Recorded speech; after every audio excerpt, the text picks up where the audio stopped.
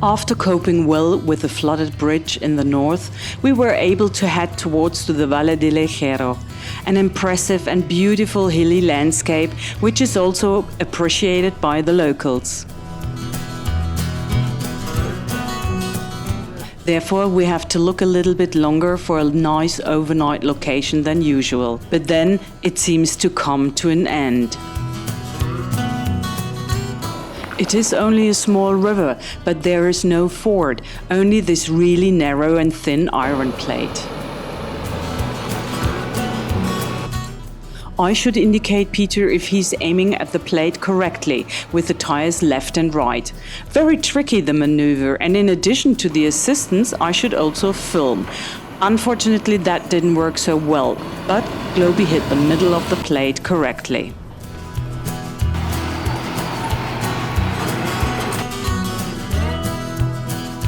After this adrenaline kick, we earned ourselves a quiet and leisurely drive through the gently rolling countryside.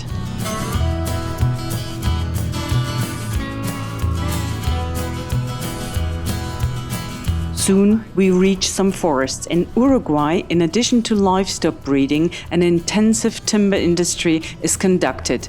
Again and again, we see such cord-rate planted trees. But these trees are part of a nice little recreation area with 2 lakes and many picnic areas. Here we just enjoy doing nothing for a few days.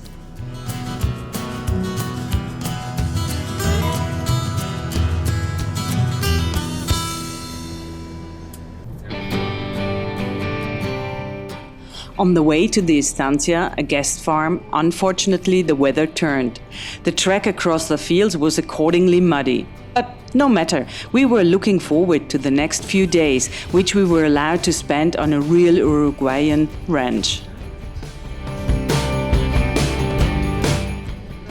Cecilia, the owner, had picked us up at one of the many gates and drove ahead, even very easy through the overflooded bridges.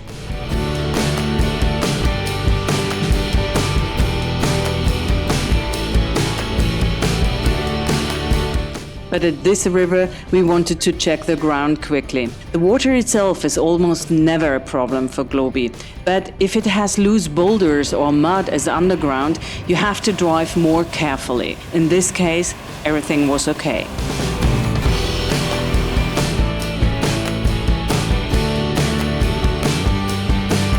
And also Diana, my girlfriend, does that meanwhile blindfold. Very easy.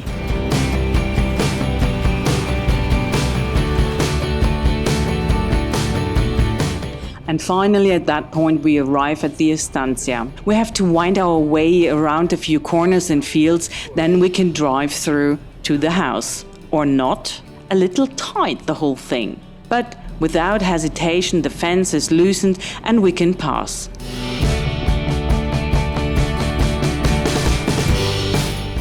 Diana gets a nice spot with electricity right behind the house.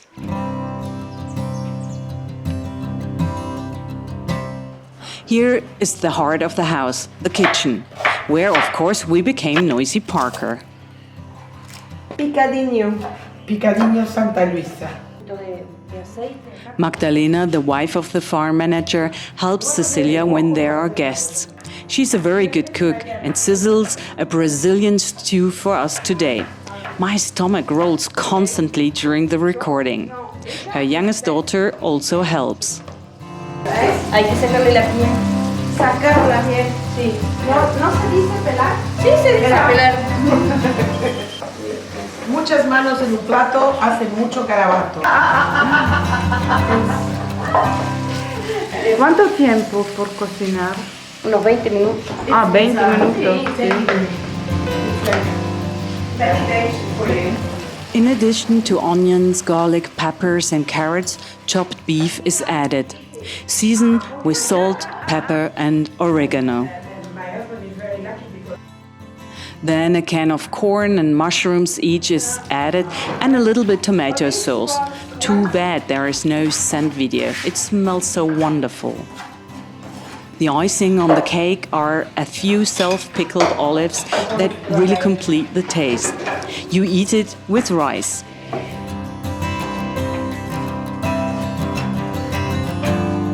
Buen provecho!